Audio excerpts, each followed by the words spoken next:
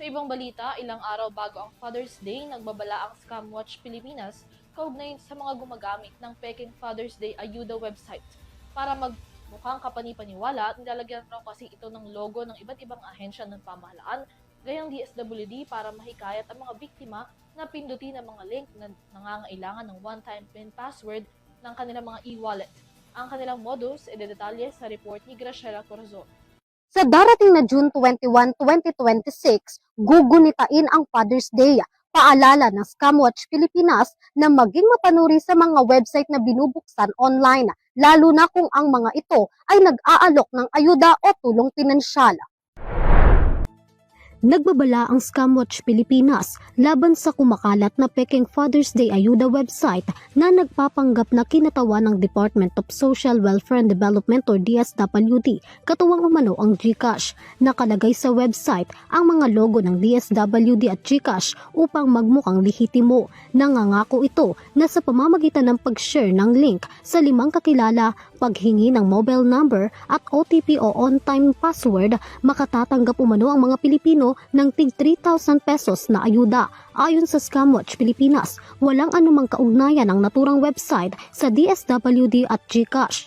Binigyan din nito na ang tunay na programa ng pamahalaan ay hindi nangangailangan ng pag-share ng mga post, pagkuha ng contact number o pagbibigay ng OTP, password, PIN at iba pang account verification codes. Paglilinaw pa nito na ang GCash ay sa mga opisyal na app lamang humihingi ng verification at ang mga programa ng DSWD ay kailanman ay hindi nanghingi ng OTP o PIN kapalit ng anumang kondisyon.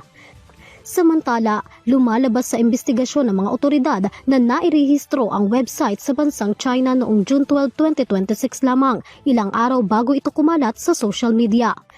Karaniwan anyang ginagamit ng mga cybercriminals ang mga bagong gawang website para sa kanilang mga phishing at online scams dahil madali itong iwan o palitan kapag natuntun ng mga otoridad.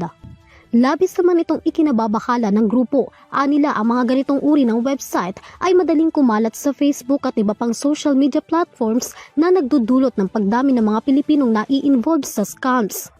Pinaalalahanan naman ng grupo ang publiko na tiyakin sa mga opisyal na post at channel lamang ng pamahalaan kumuha ng impormasyon upang maiwasan na ma-scams at ugaliing beripikahin ang mga website na nag-aalok at nangangako ng agarang tulong pinansyal mula sa ahensya ng gobyerno. Para sa EuroTV News, Graciela Corazon, sumasaludo sa bawat Pilipino.